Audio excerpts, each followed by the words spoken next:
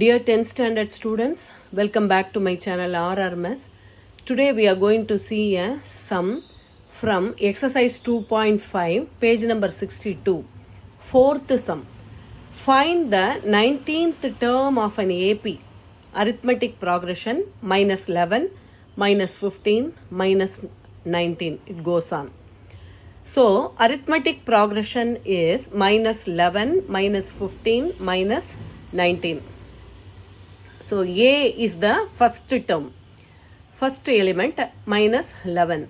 D is the common difference, second term minus first term. Second term is minus 15, minus 11, minus into minus plus, so minus 4. Minus 15 plus 11, minus 4. The formula is Tn is equal to A plus n minus 1 into D. So, we are going to find the 19th term. So, T19 is equal to A is minus 11, n is 19 minus 1, common difference D is minus 4.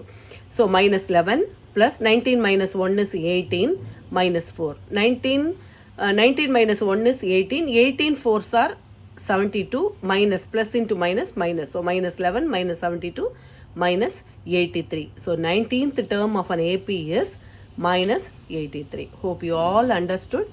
All of you do and see. Write the comments. Thank you all.